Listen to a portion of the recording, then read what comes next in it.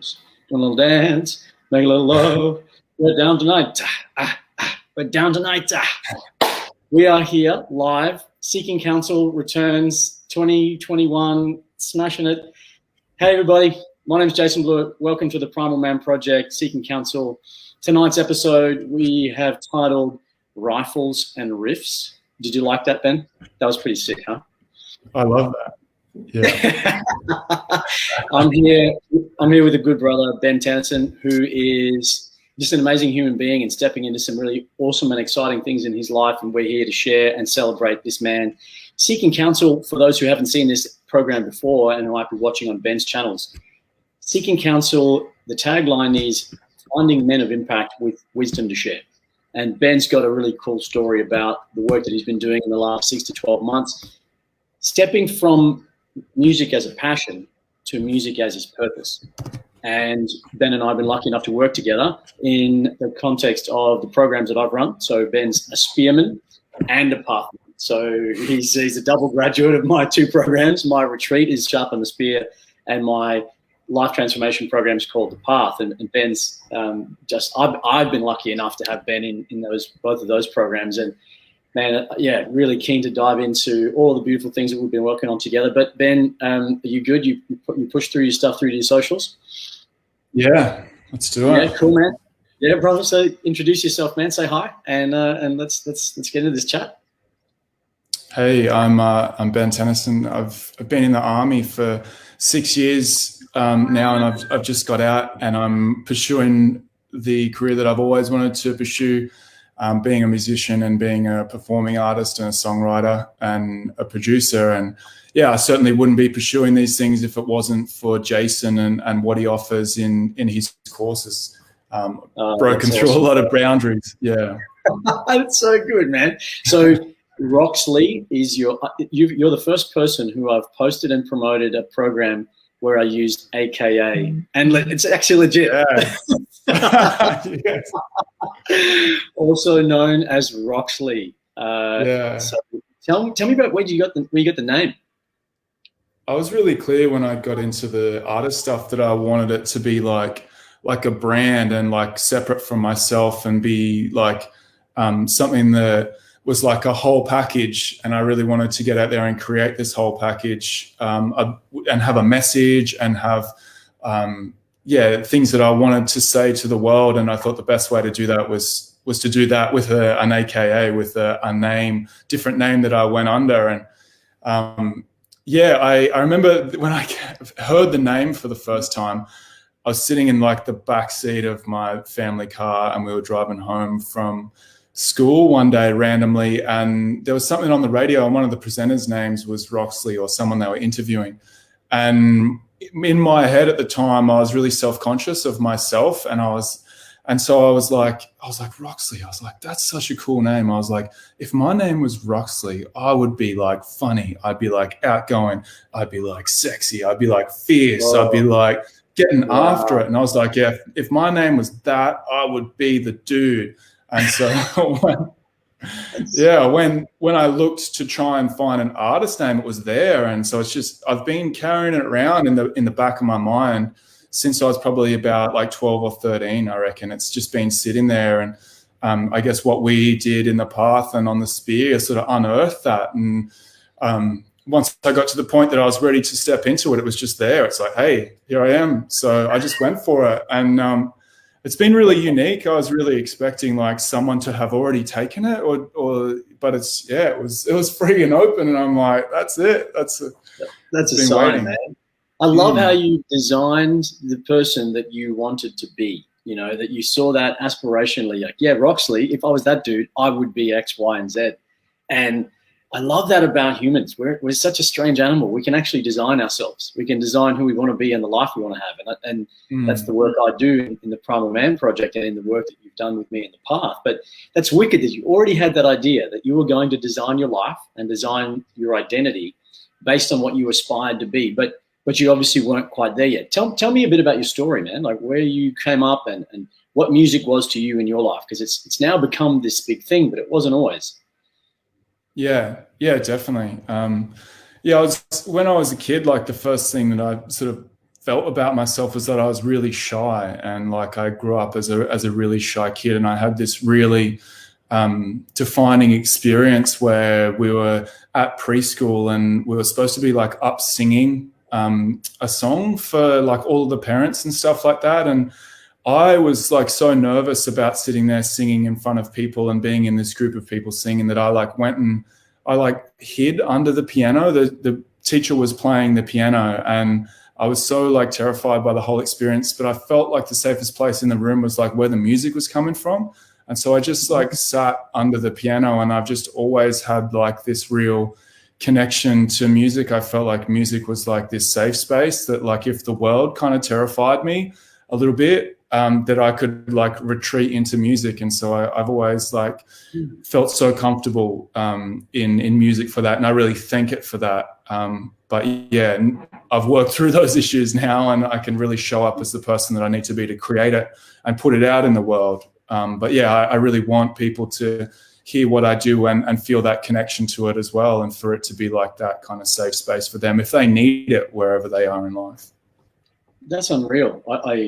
I really resonate with the idea of having early memories and actually really grounding in those experiences. I can see how that would have been potentially a bit of a traumatic experience, and then it really make you recluse into yourself.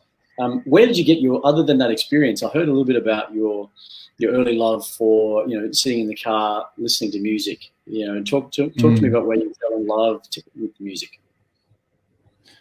Yeah, through high school and stuff like that, I felt like really like misunderstood, and I didn't know how to like communicate with people and like project my personality into the world, I guess. And so I really like found that the way that I did that was through music and through the bands that I liked. So yeah, I have heaps of memories of sitting in the backseat of long drives and stuff like that, and just playing like Nirvana albums or like The Police or something, and just like getting just totally lost in the worlds that they created. And yeah, wearing band shirts and wearing ripped jeans and stuff like that, because yeah, that was just my way of like projecting, because I felt so shy in my words and in what I'd say to the world, that I like projected that with like my look and with the music that I listened to, and I guess how I look. So yeah, it's cool that I can do that with my like voice now and with who I am as a person. Yeah.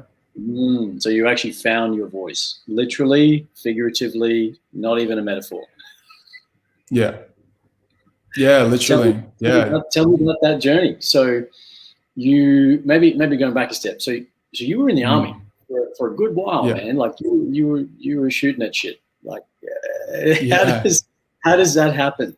How did you get to be in the army? What was that about for you? And then what did that create for you?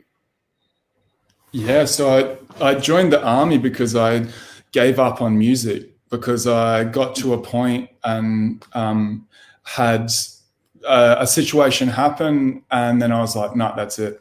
I'm out. I'm going to do something different. And I really get, after having a conversation with Jess Claire, that we both know that you only ever give up on things that you're really passionate about. And I really see that now. I've been so passionate about music my whole life. And I just decided in that moment that I was giving up on it. I was like, it's too hard. I'm done. I'm giving up. So I sold all of my music gear, like all of it. And then if I only knew that I wanted to be a musician, so I was like, well, what else do I do with my life? And I liked flying, and I liked helicopters, and I liked being in the Army Cadets. So I was like, well, if I'm not a musician, then like maybe I can be a military pilot. And so I joined the Army and went through the training, and like forgot about music for a long time. I didn't even really listen to it. I didn't like write music. I didn't play it. And there was always this thing like missing in myself. And it took me like years to find out that it was the music. And like, I feel like life has a real way of like bringing you back onto the path, because I ended up failing pilot's course, and I was shattered. Like my whole identity had shifted from a musician into a military pilot. And when I got scrubbed from pilot's course, I was distraught. I didn't know who I was as a person anymore. And it took me a long time to put myself back together, because I'd tied my new identity to who I was as this new thing that I created. So yeah, I really see like that even now that I am projecting myself into the world as a musician, it's not who I am, it's just a part of who I am. So yeah, I guess that's been my full circle journey. That's a powerful distinction that, we, I think as men, and I don't know if I can relate this to women as powerfully, but I think it probably does as well. But just speaking as a guy, we have such a strong desire to have a purpose and to have a thing that we do in the world, that we are known as, or that we are here to do. And identity and clan and tribe, bound in and around this idea of who am I? If I am a musician, I have a tribe. I have belonging. I have things that I do. I have culture. I have tradition and things that people in music look and identify with. We don't have that anymore. And again, for those who don't know about the work that I'm doing in the Primal Man project, we are all about bringing men back to our design. And a big part of that is having the opportunity. It's a blessing and a curse, right? Because modern men are born without a purpose, because we were born into a modern world. We don't have a clan or a tribe. We can choose, and that's amazing, but we're not given it inherently. So you're a great example of a guy who found purpose early on, and you doubled down on it. And are you able to share anything about that event that really took you out of music? Yeah, it was like a relationship, and a good friend that I'd been writing with for a long time, and I didn't have the tools at the time to just have a conversation about what was coming up between us, and like we sort of had a rift in the friendship, and I just decided that I was chasing that clan, like what you're talking about. I was chasing the brotherhood.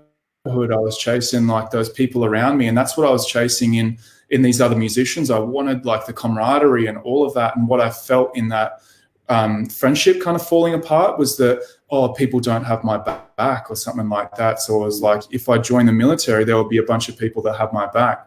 So that's what I appreciate in what the work that you do, because now like men can choose whatever purpose they have in life, but they still have that camaraderie, and they still have that tribe, and they still have all those men around them, because the men in your tribe and the men that I've been exposed to actually don't care what your purpose is. They just want to support you in whatever your purpose is, and it's amazing. Yeah, bro. the analogies and the parallels that happened in your journey that I think so many men experience really make your story very relatable. So you went through this challenging time where you had purpose, you had a falling out with someone who you wanted to attach to as part of tribe, to feel belonging, which you were longing for, and which we all long for, men or women. We want to feel like we're part of something bigger. So you fell out, you didn't have the tools. What I'm hearing from you also is that you've got those tools now. I mean, you're a guy that's done a fair bit of work yourself. What would that have looked like if you'd had approached that situation now? Yeah, I'm totally confident in myself now that, like, if I could go back in time and actually reassess that situation, that like I totally could have worked it out literally in like 20 minutes or something like that. But like, it's just at the time I wasn't comfortable enough like being vulnerable with myself, or putting myself in a position to be heard or being relatable. I just thought my like programming was to just leave if something's just like too hard or the situation's not quite working out. I just like leg it, and I was like totally okay with just cutting and running, and that was my thing. And I saw that was my programming back then. But now I get to like approach that and be vulnerable and be open and have communication with people and let them in and hear them and let them into my world and listen to them, and then we get connected, and there's like never any issues anymore. We can work through anything. But we can communicate authentically about what's challenging us in life, and we can share. Fuck, what is this? Yeah. What is this? It's magic. You mean men, we as men can have authentic conversations to resolve our challenges and actually get what we're looking for in life. That's revolutionary. Crazy, right? It is. Look, don't tell anybody about that, man. That's gotta be worth some money. Yeah, I'll keep that close to my chest. So that's so cool, man. I mean, look, I'm a big believer that things happen for a reason, and it sounds like you're again, stepping into the military as part of latching onto tribe and connecting to purpose was something that I'm going to get a bit deep here, but that your soul chose as part of your journey. Yeah. I believe we experience life in a really deliberate way. That there's something else that's happening at play beyond just what we can control. And stepping into military, take me through your journey and what that was like for you. Where were you stationed? Like, tell me that story. Yeah. Honestly, I think the same as well. Like, our whole journey is for a purpose, I think. And what I think I needed to get out of the army is like true commitment and true like discipline. And I needed to shed a lot of stuff in myself, and I needed to show up for myself. I needed to learn how to get up every day and for myself, because I was connected to this thing that I was doing. And it was hard. It was so hard. Like, Mum's watching now, but I called her during the first week of boot camp, and I'd been holding it together for like the whole first couple of weeks, and they take your phones off you and stuff like that, so you kind of can't reach out to your family. And I remember calling her for the first time, and all she did was answer the phone, and I was just like, and just started like crying, because it had been so challenging for me. Like, all of my stuff had come up, and they'd shaved our heads and stuff like that, and we weren't wearing our own clothes anymore, and we weren't sleeping much, and we were marching around, and we were saying all these different words, and I just lost all of my identity, who I was, and felt like I'd been broken down to just kind of the bare bones. But what I see now is that like that was the time that I got to put all the bits back together again and really forge them into like true strength and true grit for myself then. That's powerful, man. I just want to acknowledge Lauren. She's saying she really feels what you're talking about here. Guys, drop in some comments. Really love to hear back from people who are watching.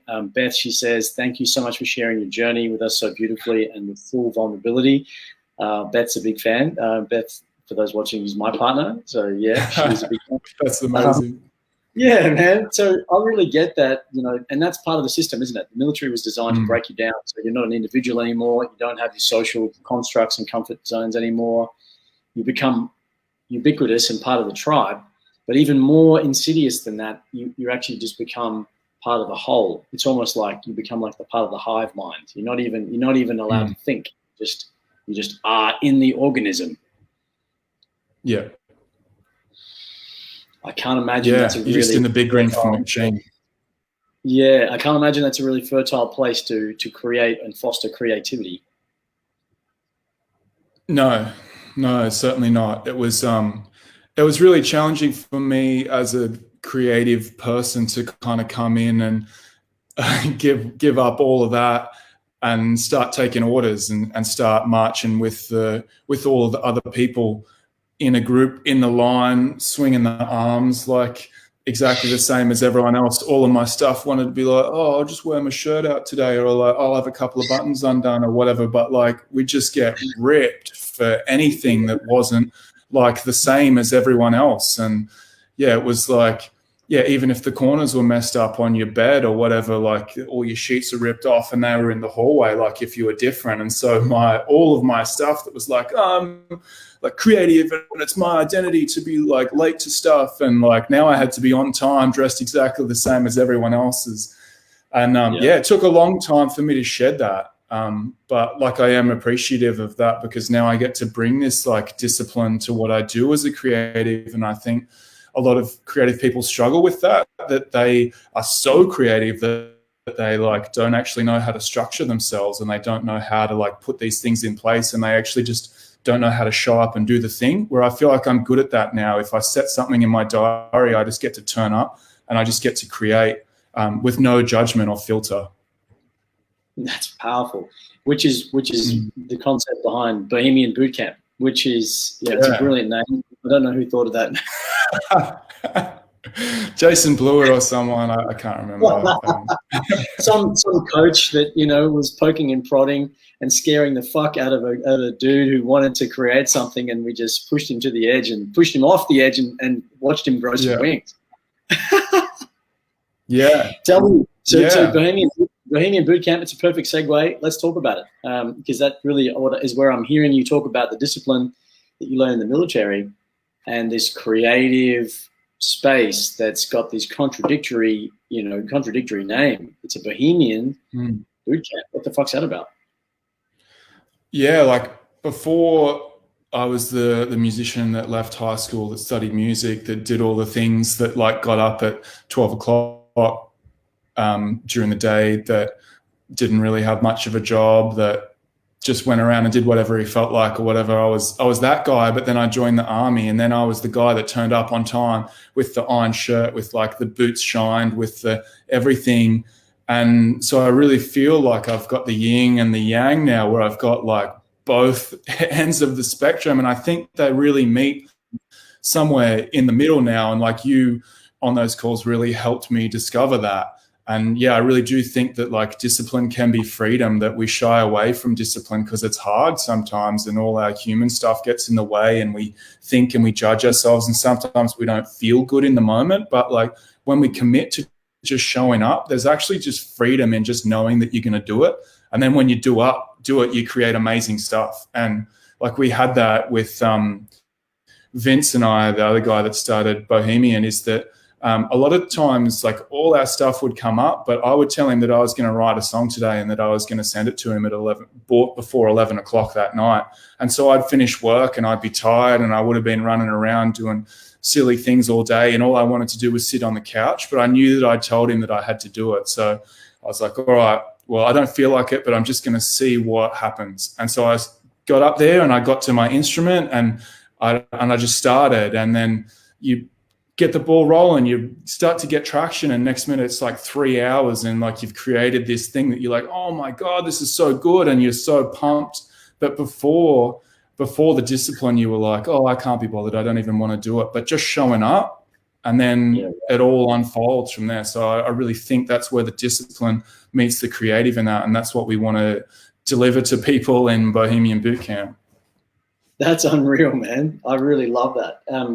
And if you actually find out about some of the great creatives and the great prolific writers, artists, musicians, the story is all the same. They just fucking practiced. They just did the work. Like prolific writers, prolific poets, famous, of anything, anywhere. Their story is identical in this one respect. They just do the thing over and over and over and over, and they just do it. They don't talk about it, think about it, pray about it, cry about it. They just get it done.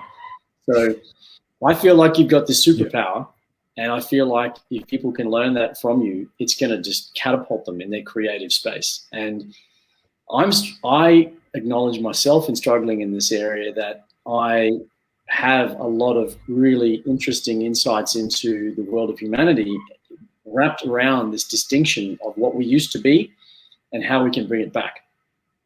Tribal ways of life, original anthropological history, and humans and how we could be in a better way in a modern life. And yet, do you think I write beautiful blog and social media posts every day inspired by this great concept that I'm sitting with? Think I do my lives every day and follow my social media rhythm like Jess Claire taught us in the social media school? No, man. I haven't done a single counsel since September last year. And this was one of my favorite programs, favorite things to do, is to get great men like you in and have just an awesome chat. And I'm super comfy here, and I think you're pretty comfortable. It's a really easy thing to do. And yet what comes up for me? Just my stuff, stories. I'm super busy. Oh man, I don't have time to do that. Took me 10 minutes on a message to you to say, bro, seeking counsel, come on down, let's do this thing. Take me 5 minutes to set up my light rig, and boom, we're away. And an hour to do the poster and the banner, and here we are having this juicy conversation. So what's the lesson in there for you that you'd like to impart to creatives? Like, what's the wisdom that you've got from that process now that you can share? I think that it's a lot to do with what you've just said, but the big thing for me is like taking away the judgment of yourself in those moments. I have found that to be the most powerful thing, because I think you've got the discipline there to show up on time. You've got all your thoughts going on. Maybe they're not the best thoughts in the world, but you're still there, ready to do the thing. And then I used to find that my critical brain was so ready that it was like so close that I'd create something and then I'd be like, that sucks, like straight away. Like there was no like gap. Arsenal just there with like a newspaper ready to just whack you, you know, your little creative man. It's like, yeah, man, it's looking good. Nah, fuck you. That's shit. Yeah, exactly. My judgment on myself, criticism was so quick. It was like a whip crack. It was just like I'd create something and then I already wanted to respond to it. But I see now the power in giving up judgment of yourself and other people as well. Like I used to listen to music really critically, and I'd be like, oh, I wouldn't have done that there, or I would have done that there, or he should have done this, or she should have done that, or like I'd have all these thoughts and criticisms about other musicians and about other music and stuff like that. But by doing that, I found that gave myself permission to judge myself just as harshly. And I found that judgment of myself stopped me from creating everything, creating a lot of stuff, and that I'd get stuck in this cycle of like judgment and then not doing it. So then beating myself up for not doing it. So then I wouldn't do it. So then I'd beat myself up for not doing it. And I just get stuck in this loop. And the only way that I was able to break it is to just like completely give up judgment. And so it comes back to the discipline thing, like the discipline of just showing up and doing it. And then in the doing it, like having no judgment, being like, if I write the worst song in the world today, like that's okay. Like it's okay if it sucks. At least I got there and I did it. And I find the power in having space before we criticize. So now in Bohemian, we have a full phase, which is like the creative phase that is just about creation. And you're not allowed to judge anything. When you're in the creative phase, there's no judgment. It's just create every day, keep showing up, create. Doesn't matter how good it is, doesn't matter how bad it is, doesn't matter whether you love it or you hate it, you just create. And then there's a whole nother phase of refinement where you get to come in, and now your critical brain gets to come in and be like, oh yeah, maybe I wouldn't do that this way, maybe I put that over there. But then enough time has passed that your critical brain is actually helpful by that point. When it comes in too early, it just kills you. And it took me a long time to learn that. And I spent a lot of time in the self-critical loop doing nothing and creating nothing. So, yeah. So the arsehole, the little voice in your head gets put in his box for a good while, and you get to just play like the kid with the crayons and just just do it. Because we don't criticize ourselves. When we were kids at play and we had, crayons on the wall, bro, majestic. It was like Michelangelo, Sistine Chapel. We were just creating. We didn't judge it. We just love it. Just in the moment. Just look back. Yeah, this looks epic. Mum's going to love this when she comes home. Yeah. When did we get to be so critical? At what point do we decide everything I produce is shit? Everything that comes in front of me that I produce is just garbage. I mean, we're a strange animal, aren't we? Human beings. We are so just wired for judgment of others. And I think I have a theory on this, and I really resonate with what you said, that stopping yourself from judging yourself actually starts from not judging others. Yeah. I was 100% massive fucking judgy pants. I would just judge the fuck out of everybody. And I'll tell some of them, but run it all in my head in here. It was like, man, you don't even know what you just the things I thought I can't even repeat, man. It's not even nice. Yeah. So I hear that. And I had a massive breakthrough in that way, having done the Landmark Forum just only 2 weeks ago, which I know that, yourself and a lot of your community would probably be graduates of the forum. And I've come through a different path of growth. I did Real Man workshops, and there's a very different energy in the two of those programs, beautiful and really great. But the Landmark Forum really gave me an awareness of where I was running judgment on others and where I was making other people wrong. And Oh man, it's really different in here now because I can feel myself going, oh, no, I'm not going to say that. That's judgy pants, man. Just let some love out. Like, just let people be, bro. Yeah. There's so much freedom in that. Yeah, bro. And so what happens for myself on the inside? Wow, man, I'm actually doing okay now. I'm getting a lot more done. I'm actually just in flow. It's cool. What gets done gets done. And so yeah. Anyway, the outside judgment and the inside judgment relationship, I'm really on board with you about. And the refinement of the creative stuff. You know, when you're just bulk creating, what's some strategies that you use to get into that? Because I know that flow is an amazing concept and there's a whole science in behind it. But what's the things that you do to get into that mode and just go, boom, I'm going to write a song right now? One of the practices that I started doing a lot was free writing, which is like a super freeing way to just create and turn your critical brain off and like tap into some more subconscious style, like real nugget stuff. Sometimes, so the thing that you do is just set a timer for 10 minutes, and you can do it like on like in a written book or on your phone or whatever, but you just set the timer for 10 minutes, and whatever you come up with, you write down. They don't have to be formed sentences. They don't have to be formed thoughts. They can just be words. They can be anything. Like whatever comes up gets written down. And a lot of the times, like at the start, you'll be so like clunky. You'll be so in your brain. It's just really mechanical. And then you start to slip into this other world of just like these things that you didn't even think that you knew or that you had sitting there. And sometimes the timer goes off and you don't want to leave. You're just in this flow and it's just coming out and you don't know where it's coming from, but you've tapped into something and you're just going for it. And then you put the phone down or you put your thing down and you sit back and you're like, whoa, I wrote that. And you read through it and it's like someone else has written it. You're like, that, I did not just write that. That was not me. And it's been one of the most powerful practices that I've found to like turn the critical brain off and just tap into like your complete unfiltered creativity. And a lot of the lines and stuff that I've written for songs kind of recently have come from that. Just like total mind-blowing things that you just couldn't actually consciously think. Like if you sat down to create it, like intentionally, you couldn't. It's like, where the fuck did this come from? It's not even human. I don't even understand that. I used to do a little bit of writing, and it's interesting you talk about this. I was actually a decent writer, poetry, creative writing, in high school and uni, and I've got old journals that are just filled with poetry. And I look back at it now and just wonder who it was that wrote that, because it doesn't sound like anything produced anytime recently.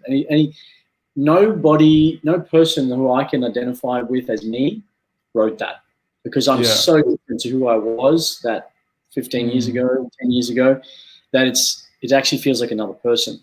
But I get that process of creative flow. Do you have any rituals that you use to get yourself into the state, to get flow going? It's interesting that I actually started doing this process like after running, that I use and that I found a lot of the time I would naturally end up doing it after a run, because I found that when I was running, like your mind's so focused on keeping your breath going and where your legs are going and like just keeping up with all of the bodily functions, that like your mind could kind of click into freewheel and it could just create. And a lot of the times I'd have to stop because I'd be like, oh God, and quickly write something down in my phone, because I was like, I can't forget that.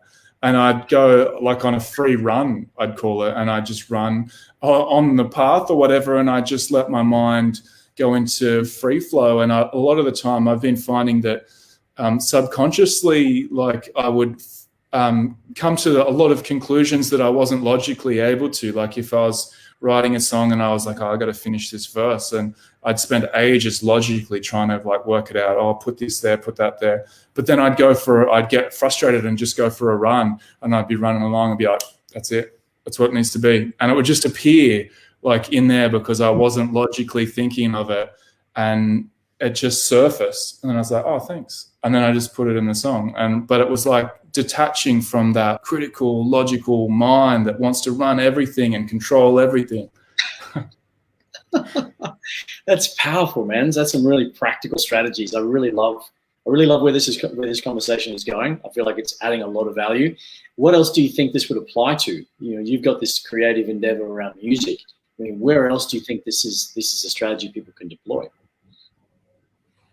I think in business as well. A lot of the times, like when we'd come up with or when Taylor and I would sit down, we wouldn't even consciously be working on a problem. But when you give yourself space to create, like on a Sunday morning or something, when you have you sit down and you have a long breakfast or something like that, you cook breakfast and you just have a couple of coffees or something like that, but you've got the space.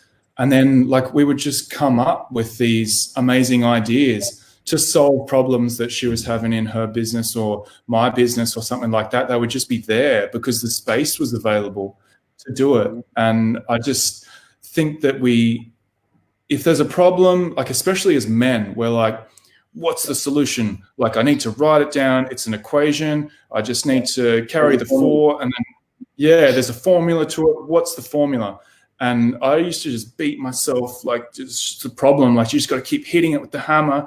Got to hit it more time. But the hammer's not the tool to solve it. A lot of the times, I don't think. And a lot of the moments of flow and the moments where you're more in that open mind, they're the moments that I've been finding that you solve the problems. And a lot of the time, I've had to give over control to my feminine. I've been really finding that my whole life I've been resisting my feminine, that I've been like, I'm a man and I should be a man all the time. I can't do. And I'd want to hit everything with the hammer. And what I've been finding lately is that the feminine is so powerful. And if I just hand over problems to like my feminine, that she'll flow around and she'll dance and she'll figure them out for me. And then the solution's there. I don't know what your experience with your feminine is, but you've been helping me out a lot. I love that, and I'm learning from this because as you're articulating it, I realize it's the same for me. I just haven't thought about it that way. The idea of just being with. So I talk about sitting in the question, asking my subconscious, asking my higher consciousness the question. And I've never thought about it as a feminine, but I really like that. The idea that you can flow in and around and get creative in a concept. I have moments of inspiration like that as well. I wrote a program to coach coaches in an Uber on the way home from a seminar I've been in last week. Yeah. I started it in the seminar. I just had an idea. I'm like, oh man, this is my process, and these are the things that I've worked out as a person who's created a movement and then creating coaching out of the practice. And I was in the coach's seminar. So I was in a room full of coaches, and I'm thinking these people all need help. They haven't been on this journey. They're all still in training. And I just flowed out. And I came home and I was watching a movie with Beth and Micah, and I couldn't watch the movie. I said, babe, I'm really sorry. I just got to download this. This is it's coming out. It's coming out now. And I've written a 12-week Coach the Coaches program. It's called Crafting Chieftains, and it's about helping people to step up and create their own coaching business and movement and community. And anyway, the experience of being in flow with that creativity, to connect with that as a feminine energy, I really like that. That's really cool. Yeah, I really resonate with what you're saying around being afraid of your feminine. I think you and I have shared some really beautiful moments, especially on the Spear, where, we were laying together on the rock and we're looking up at these beautiful trees, and it was after this really deep process, and I was just being with you in the moment and in what you just experienced, and there was that real safety and that real just space of like, it's all good, I've got your back, we've got this beautiful process that we've just been through, I've got you. You were still in a mind state that you're not altogether with it, but I was holding the space for you. And I remember you shared with me afterwards, it's like, you've had this underlying fear of the masculine and that masculine feminine balance and finding comfort and safety with men was something that you were on a journey to. I find for myself, if I'm afraid of men, it's because I'm not at peace with my masculine or feminine. So actually, I meant to say feminine. If I'm not at peace with men, it's because I'm not at peace with my feminine energy within myself, if that makes sense. Yeah. What I've found is that my feminine energy is where I get wounded, or where I've had experiences in the past from trauma, relationship, and things that have gone, I don't want to say badly, but gone to challenging times. And woundedness, defensiveness in my relationship, things that show up with other men, I feel attacked or I feel defensive. People say things and I'm like, what do you mean by that? That's all coming out of my feminine. That's all actually coming out of my wounded feminine energy. So I get what you say about needing to really tap into and understand what the feminine is doing within us as men. Yeah, I love that. And I really just wanted to share a little bit about and I love that you said sitting with the question, because I think that's so powerful. And especially as men, I think I really judge myself on the speed of a decision. That like, I feel like all of our lives, we feel like we're in combat all the time. And someone's like, what should I do here? And you're like, bang, and you've got to like answer straight away. And if you don't answer straight away, then you're like less of a man because you're not decisive and you're not like doing all this stuff. And I've always found myself to be someone that was like really considered a problem and sat with the issue, but I'd always made that wrong within myself. And so I'd try and answer it straight away. Like you were saying with the coach program, like I'd be like, right, let's answer it straight away. Let's sit down, let's get the pen out and we're going to write the program now. And I'd never be able to do it. I hit the brick wall straight away and I'd never even allow myself to sit with the problem. And now I don't make that wrong in myself anymore. And I sit with the problem a lot more and I let it be in that state and just ask the question. And then I don't expect an answer on any timeline, but it comes up. It comes up and gets answered really quickly when I don't put so much pressure on myself. And I found that in the army as well, that a lot of the time we're expected to make quick decisions, especially as an officer. When we were being assessed on our leads and stuff like that, we'd be patrolling along with our platoon and then we get contacted and they'd be like, what are you doing now, platoon commander? What are you doing now? And you'd be like, oh, I'm sending Alpha section up over there and we're going to do like a left, like, and you'd be trying to come up with this plan on the spot while people are shooting at you. And all my stuff wanted to like sit down and be like, oh, okay, so we'll just think about this for a while and maybe what if we did that? But they were like, no, give me the answer now. And I really struggled with that. I really struggled to like just belt out this answer and like belt feed orders to these guys like while we were being shot at. And so like I struggled with that. But yeah, now I feel like, because I'm not in that environment anymore, that I can trust my instincts more and I can allow myself to take time to experience the question and to answer it over a bit longer period and sit with it for a longer time. Yeah, I hear that. And look, you know, I don't know what's wrong with you, man. You should make quick decisions when you're getting shot at. It's generally not a nice place to stick around in, bro. Yeah. I just want to acknowledge some great conversation that's happening here. A little bit of conversation happening around judgment. So Marika is sharing that, you know, do what you know. Others can feel your judgment. So just going back to some of that earlier conversation, that judging others can feel it. And then Lauren's really vibing with some of this conversation around the feminine. So she's talking about best ideas not actually coming when she works on her business. Mostly when she's in nature. I love that, Lauren. I could not agree with you more. Ben and I are massive believers that there's big healing and magic that happens in nature. And again, Lauren, just acknowledging so much magic in the feminine. Love this, and thank you for naming it. Marika's asking, curious, explain what the feminine looks like in a male body. There was this you describing yourself in the third person as a feminine energetically within you. I've never heard anybody do that before. You called her she. That was cool. Yeah.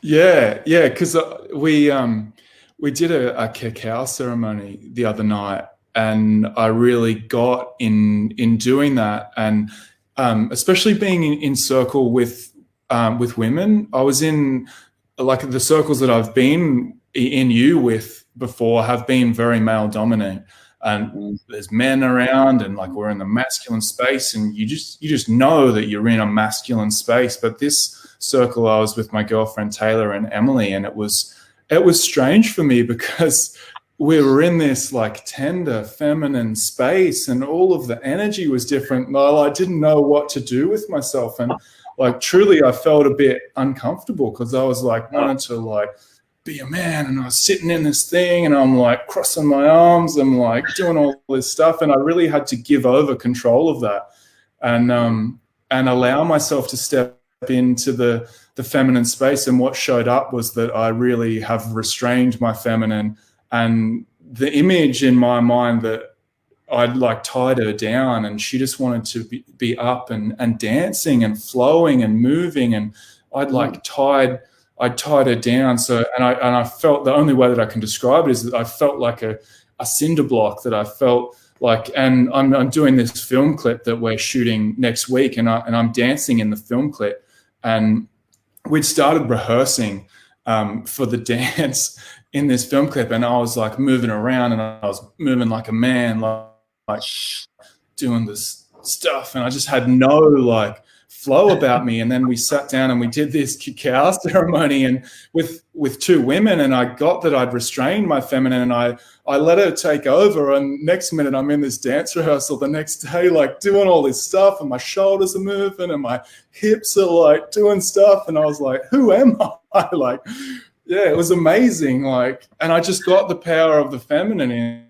that's like, just sometimes you've got, as a man, you've got to give the control over to her and just let her go for it. And it's super freeing. And I saw that all of the amazing creative things that I'd ever done in my life, that the feminine had like written the song that I'm releasing like on the 20th of Feb, like she wrote that. I was in the moment of that, and she created that out of me. And after doing that ceremony, Taylor played the song to me again, and I heard it in this whole new way. And I was like, I feel like I've never heard that song before. Even though that I wrote it, I experienced like this out of body feeling of like, wow, like it felt like I felt it in this whole new way. That is really cool. If you want to, and while we're talking about the song, and we're going to dive deeper into this because we've got time, and I really want to talk and flesh out the beautiful story that sits in behind this the song, Be Your Own King. So, guys, I'd really love you to check out a sample of Ben's new song. It's coming out on the 20th, but you can get to that website. It's on the screen now. Jump in there and sample it. I love it. I love it. I have to admit, I was played an early advanced copy of the song at my place the other night, and the goosebumps just went through my whole body, and I was just so proud of you, man. I can't even begin to describe how incredible it is, and how much just you got a big set of balls, bro. Really big set of balls, and I've never seen you naked. To jump out of something as rigid and as constrained and controlled as the army, and to have been in that environment for so long and just shutting so much of yourself down, and in such a short period of time, completely transformed yourself and stepped so powerfully into this passion that was dormant for like almost a decade or decades, and to bring that out, to create magic, and to have done so in such a conscious and powerful, authentic way. It really is an astounding thing to have achieved, man. Yeah, thank you. Yeah, and I just, as much as you're acknowledging me, I really want to acknowledge you too, because I feel like I never would have written that song, or I wouldn't be doing the things that I'm doing now if I hadn't taken the leap into your programs and found what I found on the spear, and also found my purpose in doing the path as well. I'm really clear that like I wouldn't be doing the things now that I'm doing, and I certainly wouldn't have written that song without the experiences that you facilitated in the programs that you run. Thank you, brother. I'm honored. I'm honored that you came with me, man. I remember that phone call, getting you on the spear, and you were like, "Nah, man, it's too expensive," and you had the stories and stuff was coming up for you, and I was like, "Brother, just invest in yourself. It's the best money you'll ever spend." Do you remember that conversation? Oh, totally. Yeah. All my money stuff came up. All of my everything came up. But I've kicked that money story now, so it's gone. It won't come up. It was so powerful. And when you played your track for me the other night, and you referenced the line from the song that came from your experience on Sharpen the Spear. Without revealing the exact nature of the practices, which because it is men's business, we do keep it on the mountain, as we say. But tell us about how it came about and what the story is behind the song and the line. Yeah.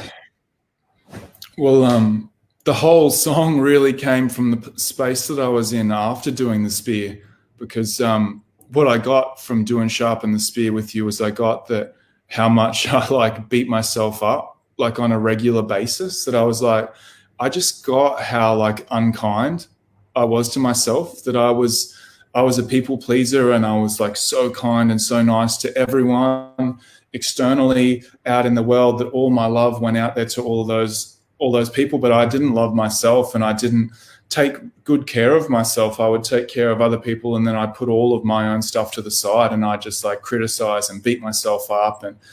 And I just cried after doing the spear. I was just so sad for the way that I'd treated myself.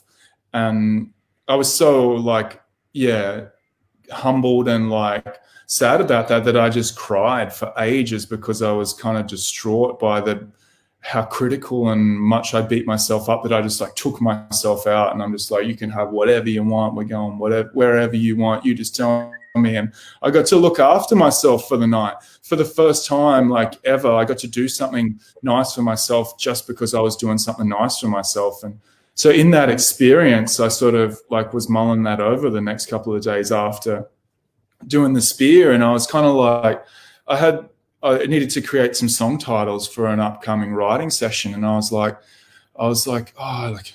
what if you could be your own king? What if you could treat yourself have that true respect and that true compassion, and really nurture yourself like you would someone that was the king. And I was what if you could be that for yourself? And so I just wrote it down just as a title. And I remember getting in the session with this guy, and he's you got anything that's floating around that you want to work on? And I said, I've got this title, Be Your Own King. And he's yeah, let's work it. And it just came out. It was just there. As soon as we started writing, it was just bang. The whole song was there in its rawest form. And the whole song is just about the fact, starting at the start, how much I used to beat myself up. And it ends sort of on that journey to finding self-love and finding compassion for myself. So I guess the experience that I wanted to share with Jason, mainly from the spear, is that, without giving too much away, we were doing this process, and I was in this breathing state, and I was seeing things in my mind, and I saw how I saw myself, and how I saw myself was this tiny little deer that was by a creek line, because we were by the creek line while this was happening. And I saw that this tiny little thing that was just so vulnerable, and he was just by the creek. And I was wow, look at that little guy. A tiger could just come out, or anything could just come out and just maul this thing. I was just and then I was wow, that's how I see myself. I see myself as this tiny little fragile being. And I'm trying to project myself out into the world from that. And I was that doesn't make sense. And then I remember sort of taking a step back from that, and this is all in my mind, but this stag came out up on the ridgeline, and he was huge. He had the antlers coming out, and he was the jagged rock was coming out there, and he was just standing out there proud, And I was like, whoa, who's that? Like, who is this thing? And I was like, that's not me. I'm this little thing down here by the creek line that's about to get mauled. And then I got, that was me up on the ridge line, that it was me the whole time up there, that I was this strong, proud man standing up there, and it was just coming to me through the spirit animal of the stag. So I've really adopted the stag now as my spirit animal. I know we've had this conversation a lot of times with your bear, and I feel so similar to that, and we've connected a lot about our spirit animals. But I feel truly like connected to that, and I just got to see myself in my true form, and I'd never related to myself like I was strong and fierce and proud and standing up there with my horns out, but then that was who I became. I became that for myself. I was no longer this like small little vulnerable thing that could be taken advantage of. I was this big stag that it was up there protecting the pack, that was keeping the wolves away from the other little animals and from everything. I was the protector. I was the one that was And so then I started experiencing myself from that, and that's where the song came from, the idea of the song. And in the second verse, there's a part, where I talk about being on the ridge line, and how could you not know it was you the whole time?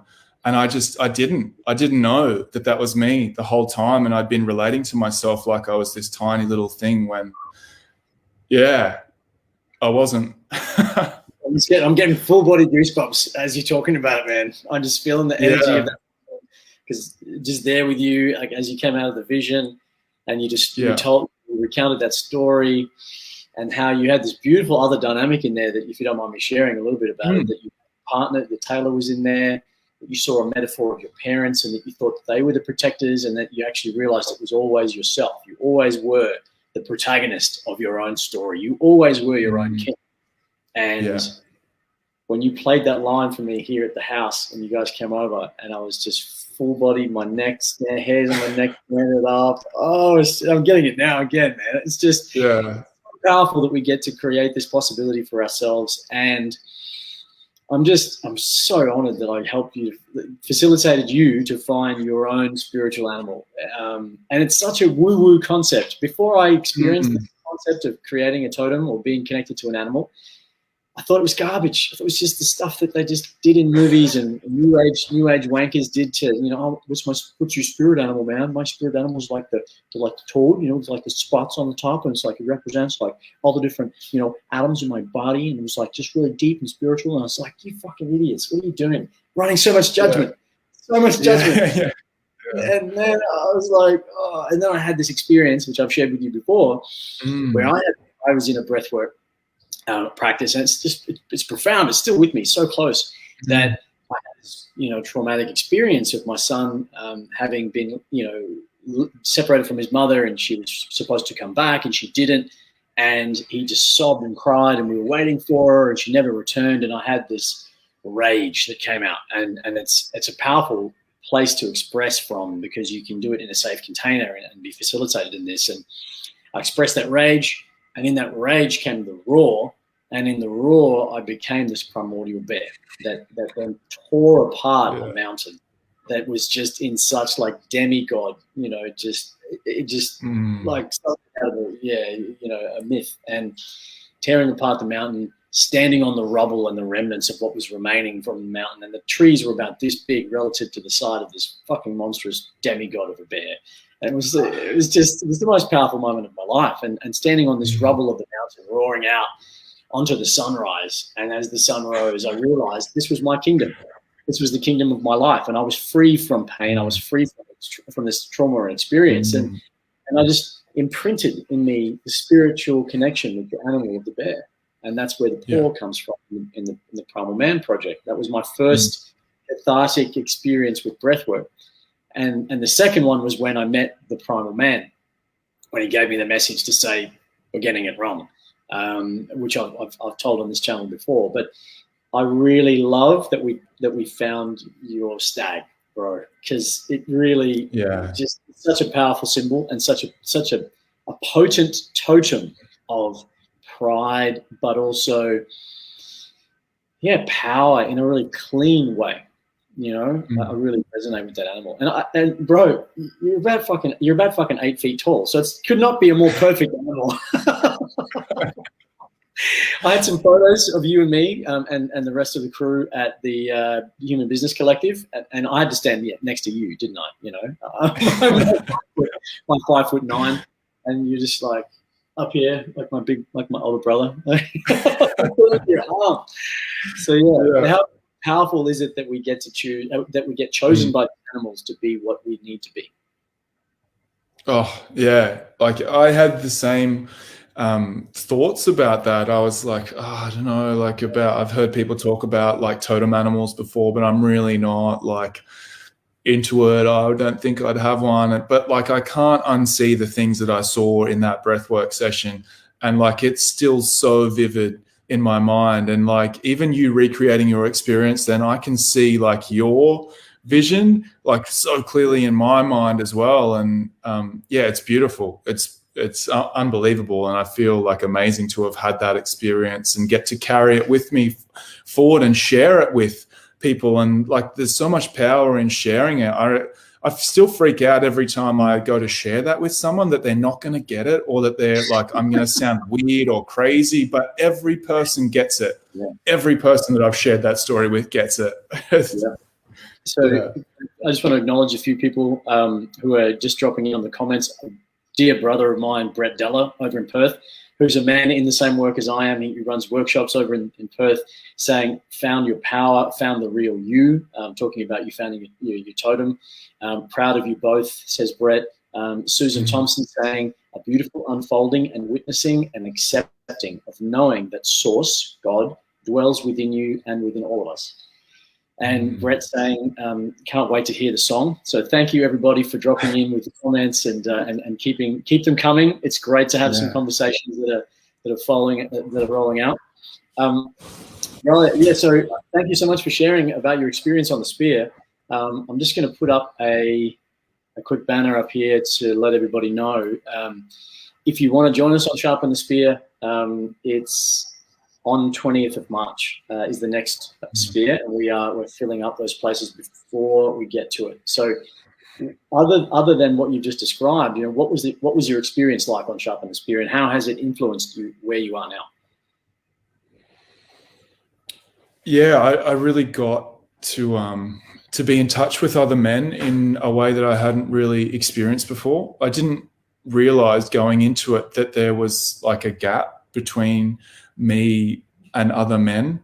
It wasn't something that I was like conscious of until I was on Sharpen the Spear. And the moment that I really got that was like, again, in that breathwork session that we were talking about. And I have this really distinct memory of like having some like, I can't even describe it, but like having some like, the only way like I can say is like resentment or something for like what was going on. And I remember you coming towards me and me like kind of like tensing up and freaking out.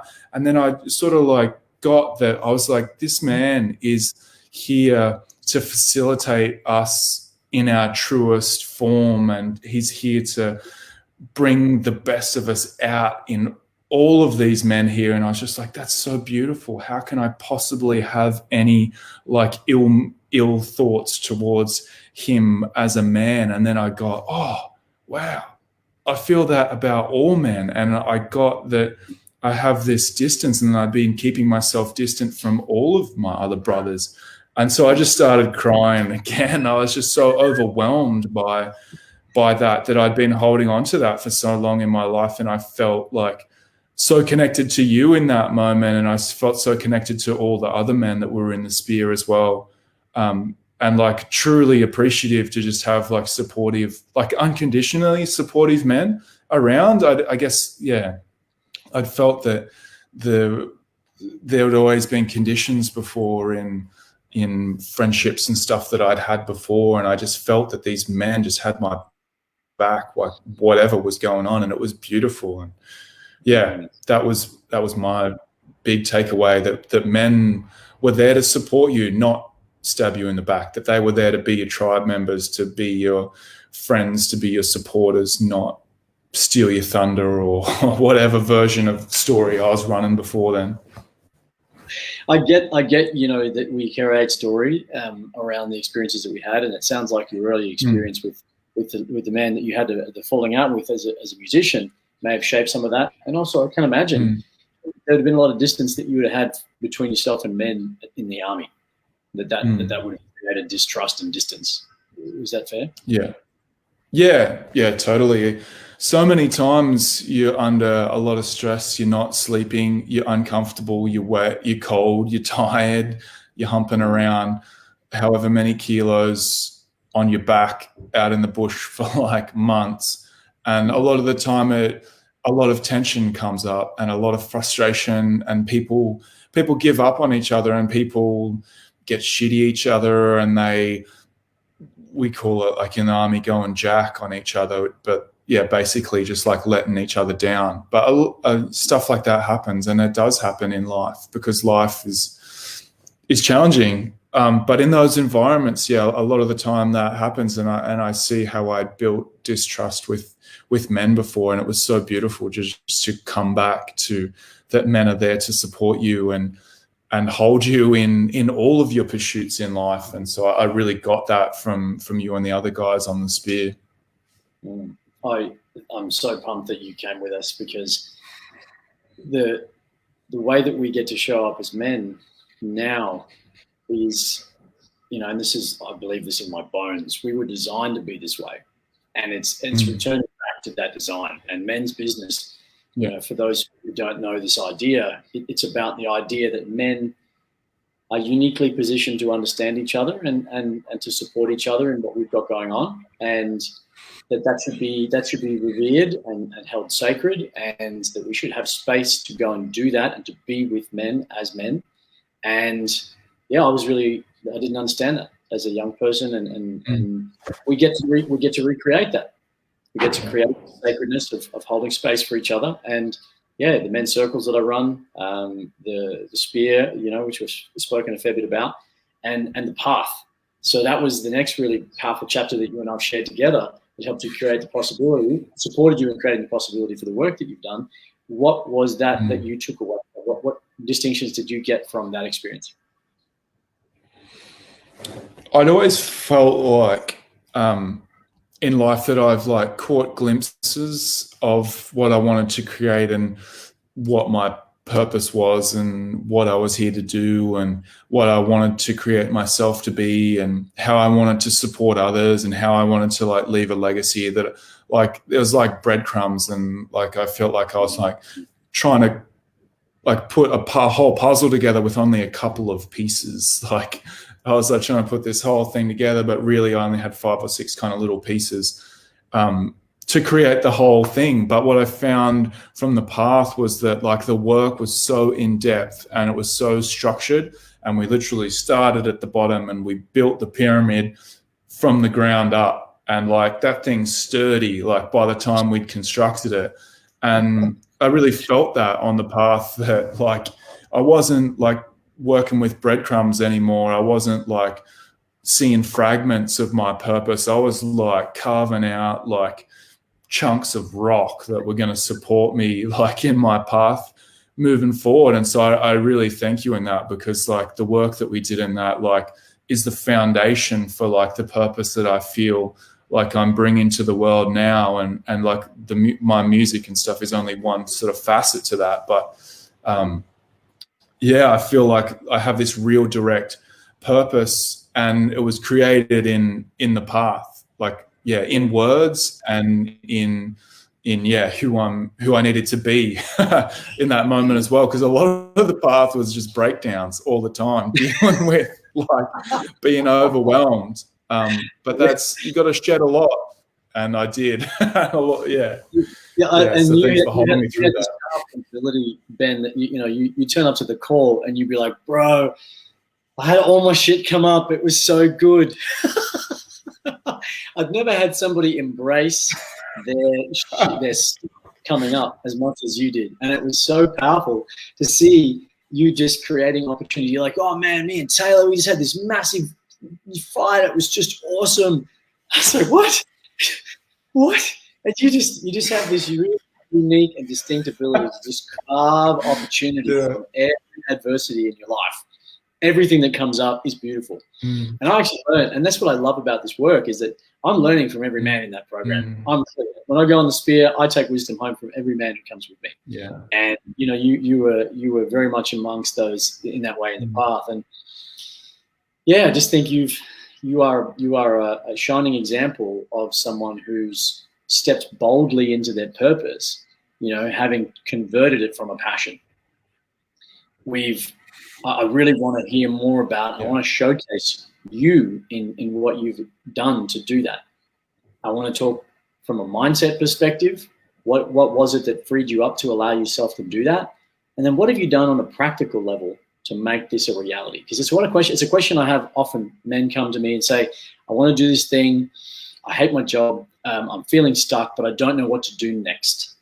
And we in the path, we create a structure that helps men to kind of go through that and work out what their genius is. But what's the distinctions that you really got, and how did you get that from where you were in the path to now as releasing your album?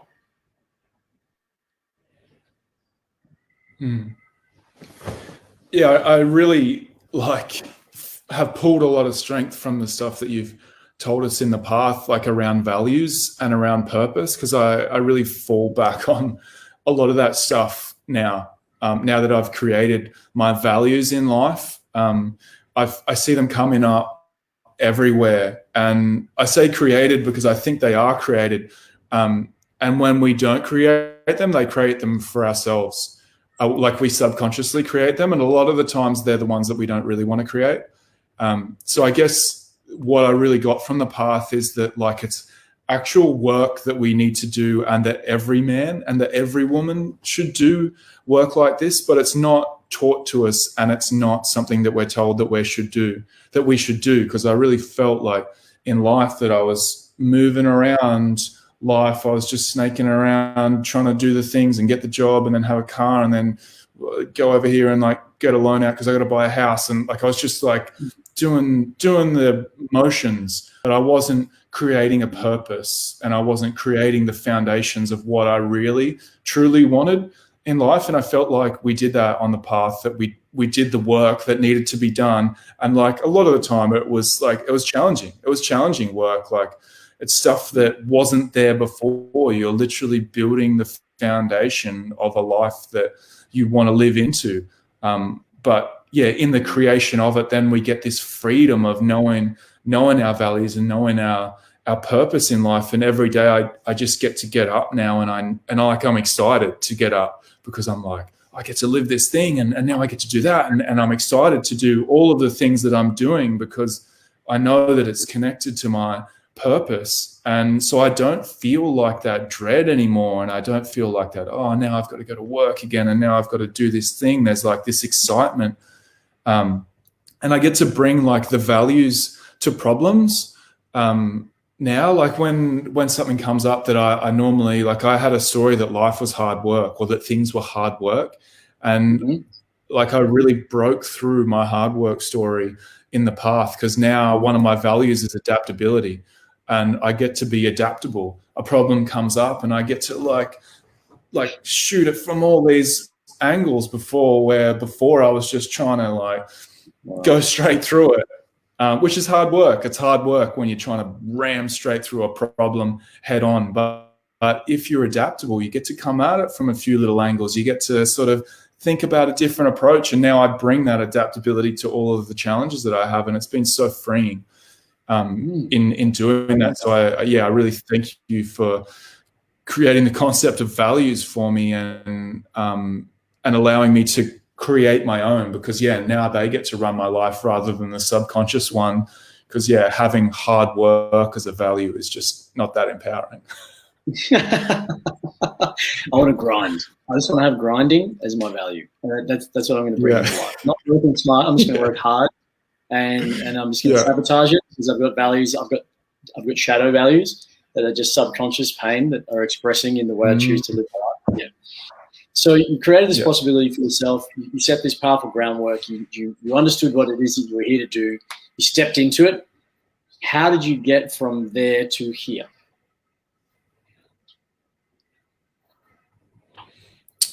I think that I got really good at finding resources and allowing people to contribute to my life. I really felt like before, when I had my hard work story and I had all of my old values that really weren't working for me, I felt like I had to do everything on my own. And I had this story like that people were going to be like, I had like a David and Goliath story, that I was like the underdog or whatever, and that I had to do it on my own, and that I was the little guy. And when I like lugged everything up the hill and I finally got to the summit, and then I just announced myself, be like, look at all the things that I created, that everyone would gather around and be like, oh my God, like, good work. That's so amazing that you've done that.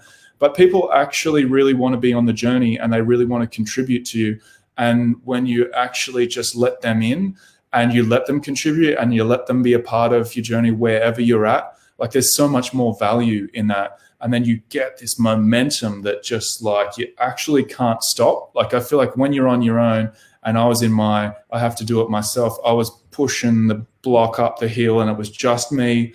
And then it'd slide back because I'd trip or I'd stumble or whatever. Now, like, I feel like there's so many people behind me and so many people on board that like the block is just moving up the hill by itself. And I'm just kind of guiding it a little bit because I let people in now, and I let people like on my journey with me. And it's just incredible. And I mean, like, it's challenging sometimes because you have to hand over a bit of control. I think when you allow someone on, you have to hand over the reins a little bit, and you got to be okay with however it turns out. You have to loosen your vision of exactly how you thought that thing was going to turn out. But actually what I've found in doing that is that it turns out better.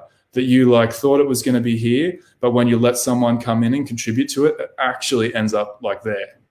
And like this thing that you thought was going to be pretty good actually ends up being amazing at the end of the day, if you allow people to contribute to you. That's incredible. I actually had not had that distinction myself.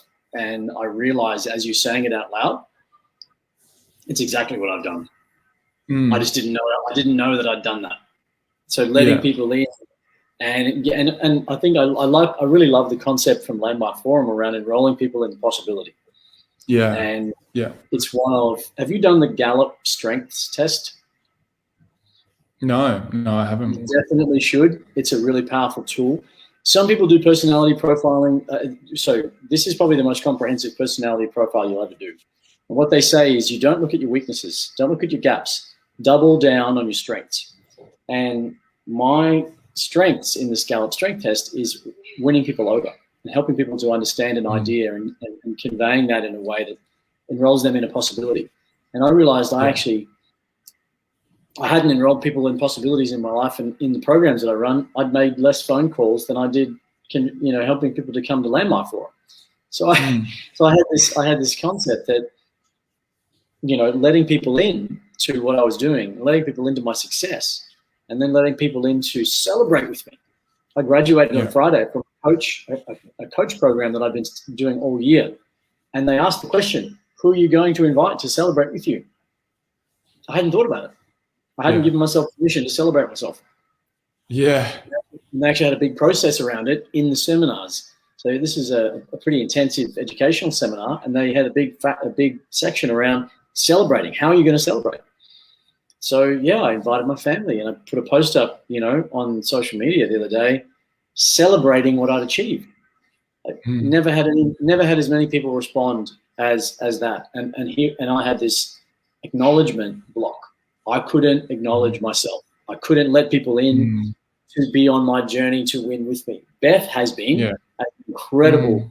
The Primal Man project would not exist without Bethany and Esbro. Just, baby, I fucking love you and everything that you do. And she'll have been. I haven't seen any of them here, but she'll have been on the comments and she'll be supporting. And she's on the way back from yoga, and she's on her phone like, baby, yep. She's supporting comments. That's so good. Incredible. And I know Taylor was the same. Yeah. But other than her, my partner in life, do you think I've enrolled people in the possibility of supporting what I'm doing? No, not until recently. Not until, and I really get what you're saying. Once I allowed people into my success, and once I gave people some latitude and said, come in and work with me, let's get this done together, and then step away from the control, I realize, oh man, I'm getting a lot more done now. Yeah. Yeah. It's an amazing thing to find. Yeah.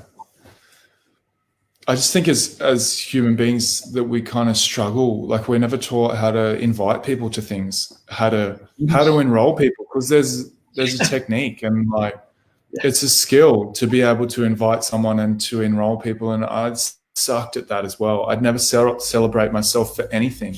I was like a goals guy. I was like, and this is my next goal, and I'm doing, and like I'd achieve the goal, and then next minute I'd be on to the next one. Like there was no gap. And like it's just another way that I didn't look after myself, that I didn't look after myself in the wins. When I had the wins, when I achieved the thing that I had been trying to achieve, I didn't take the time to celebrate myself. And that's amazing that you celebrated yourself in that, because I think that's so important. And I think that's self-love. You're loving yourself in that moment, and you're appreciating who you are for yourself.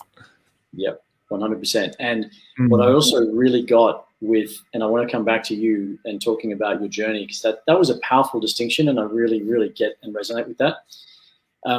The idea of being around people that you will allow and support a culture to authentically celebrate each other.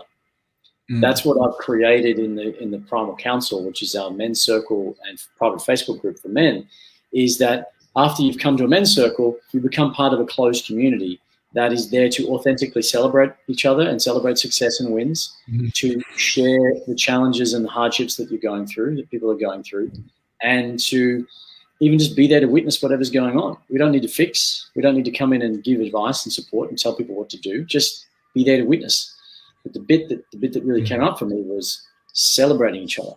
And you know, that's what I really get in the path, was that we created this container where we were all creating these lives for ourselves in whatever direction that is, and we get to celebrate that. And as people have those milestones achieved now, it's like, hey man, we're still a group of people that, you know, I shared when I saw when we created this program, I shared it back with the men in the path. They're like, fuck yes, he's creating purpose. You know, he's people that see the work that we're creating for ourselves to design the lives we want, and then they see you win. You know, they see you following the road, and they see you going down the path. It's like, yes. Yeah, your cheer squad turns up and they cheer you. Like, it's amazing. And even like on the path, like one of my favorite parts of the calls was the acknowledgement. Like at the end, when you'd go around the group and you'd get like this genuine, like heartfelt, potent acknowledgement from all the other men on the call. And I used to sit there, I'd be like, yeah, like it's my turn soon. Like I'm ready to be acknowledged. And you feel like a kid again, like you're waiting for your turn, and you're so pumped about it, but it just feels so good. And like in our society, I don't think we have enough of that. I don't think we have enough of like just genuine, like heartfelt acknowledgement of each other. And it makes such a difference. It really lands, especially when it's with, you know, a group of men who you're working hard with. That there's a shared challenge that you're each facing together. So I can say you're incredible at music, and you can say that I'm a good facilitator. But these are each areas of our genius, and we're like, oh, that's our thing. Each of those are our thing. But when we're both working on the same thing, and our shit comes up, you really handle yourself really well, and I'm like, man, you nailed that. That's a really authentic place to acknowledge, because we're in the trenches together in this thing, right? Yeah.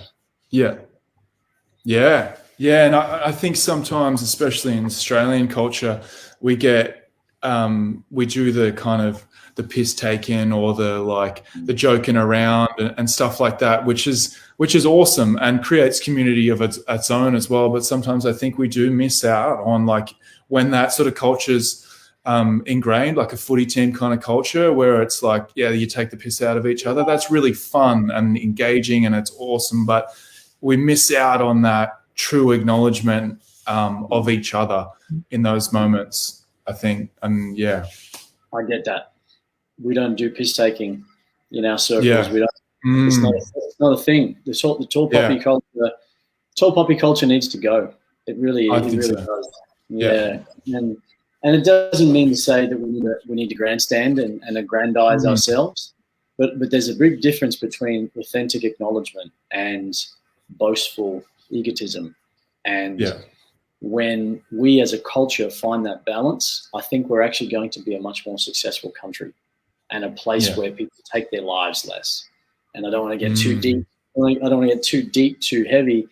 But I think there's a real correlation between the masculine culture in this country of suppression and a lack of expression of our thoughts, feelings, challenges, emotions.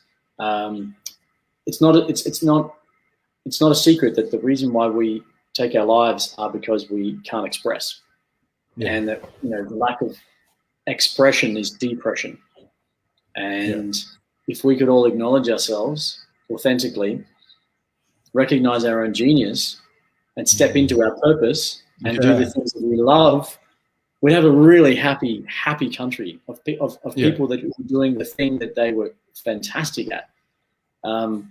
So I'm really clear. Everybody in this country, every male needs to do the path. I'd agree. everybody needs to come to a men's circle and be held and heard and seen. And everyone needs to come and do a spear or something similar and just break through their stuff and be amongst brothers and men. And then they need to go and step into their purpose powerfully, like the great Roxley. There's a military concept called like raising above the detection threshold. And I really see that's like tall poppy syndrome, that the detection threshold's there. And like, I feel like in society we're like, you can be good, but just don't be too good. And like the detection threshold's here. And as soon as you raise above it, it's like, bang, the mower comes and takes your head off. And so I always wanted to be good, but I always just kept a little bit in the tank, just a little bit. So I just wasn't too good. And I used to actually do it even in training sessions, in physical training sessions at CrossFit, where I'd be doing really well in a workout or something like that. So I'd be like, I don't want to be doing too good. I'll just pretend that I was back on round 2 rather than that I was on round 3. And I would add reps to my set because I was worried that I was going to be too good and that I was going to show up as the tall poppy. And I was terrified of that. But a situation that happened at... Sorry, go ahead. I'm keen to hear what you're going to say. I was going to say, I think you found a song title, bro, Above the Detection Threshold.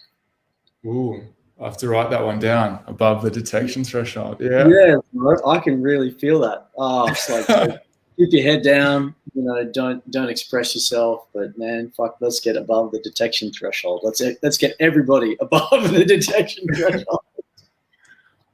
I love that. That's a great concept. Yeah. We'll go play with that, man. What were you going to say? I will. No, I see now. So I'll tell you the situation. We were doing our physical training assessment, like a basic physical training assessment, and so there was quite a few people in the run, and I did the run component, and like I was pretty good at running that day. And after everyone came back and they were all sort of standing around out the front, and there was all these people from work, and one of the guys came up and he said, "Holy crap," he's like, "you come tearing past me," and I couldn't, and he like gave me this compliment of how fast I did the run. And everyone was sort of around in this circle, and my reflex has always been to like shut that down and to not experience that for myself. Be like, "Oh no, I wasn't that fast." So like, normally I would have done that. I normally would have done that, but I just accepted it in that moment. He gave me a compliment. I said, "Thanks. Yeah, I felt really good today. Thanks for acknowledging that." And like he just went, "Oh," like, and the whole group came together because I acknowledged that. And I really got that in those moments of not acknowledging it, that I created distance for him, and that his experience of himself would have actually been less if I didn't acknowledge that. If I said that that was just me on a bad day, that his thoughts of himself would have been even lower than they currently were. And so just accepting that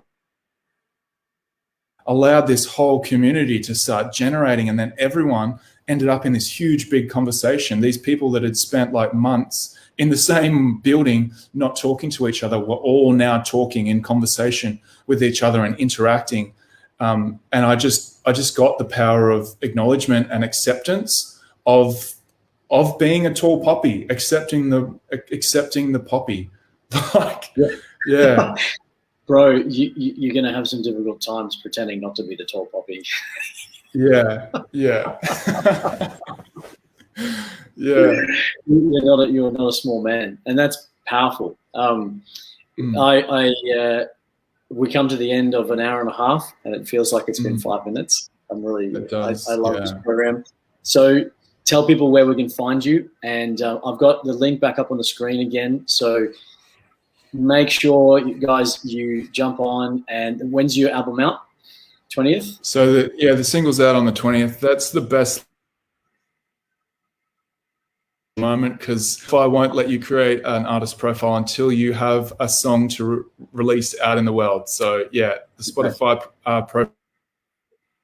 profile on that link as well. So that's the best place to go. But you can get a clip of the track up there and hear the song that I wrote after being on Jason's Sharpen the Spear. So Be Your Own King comes out on the 20th. The single, you can find it there at roxley.herenow.com. Brother, what an awesome chat. I feel like we could go all night, and I know we will have many more conversations like this. Just want to honor you. You've been a man who has transformed himself, before my eyes, brother. I remember the man that I met coming onto the spear. He's not the man that is sitting on this program right now. You have lent into every edge. You have embraced every challenge. You have just shown up in the most powerful and authentic way that you could. And I really want to honor you for creating what you created in yourself, you're embracing your passion and turning it into purpose. You are an example to the rest of us of what it looks like to not have to work to earn your living. You can do the thing that you love to do and create a living out of it. So, acknowledge you. Love your work, brother. Thank you for being on the program. Yeah, I thank you for having me, and I thank you for creating space for me to like truly create myself, because I'm really clear as well that like the man you called to get on the spear that day was not the person that I am now, and I really have created myself in the space that you've provided, and the space that you provide men to create themselves is unbelievable. I think the world needs what you do, and it's incredibly valuable what you deliver to the world. And yeah, I want all of the men to do the things, to do your programs and to experience what I've experienced. In the brotherhood of men, in the support that's available there, because I didn't know that this sort of stuff existed, and it's really humbling to me to be a part of it and to have felt the effects of it, because the effects of it I feel in my relationships, in my intimate relationships, in my family relationships, in my friendships, in my purpose, in everything. It's not just one facet of my life, it's all of my life. So yeah, I really appreciate that. Thank you, brother. It really lands for me. Yeah. I acknowledge you, man. I really do. Thank you. I really deeply received that. It's beautiful. Amazing. And with that, beautiful humans, thank you so much to everybody who's commented and interacted. Thank you for people who are still online. Lauren and Taylor and my beautiful Beth. Thank you. There's a comment in here from our brother Vince. Anyone who's watching this on a replay later and down the track, Sharpen the Spear and the Path programs are every 6 weeks each, respectively. So if you're watching this late, go back onto the event page to find the details, and you can find out. Everybody, please go and listen to Ben's single when it comes out. Listen to the preview. Love and support this man. He's on a mission, and we love his work. Thank you, everybody. Thank you. Peace out. Aho. Aho. Thanks, bro.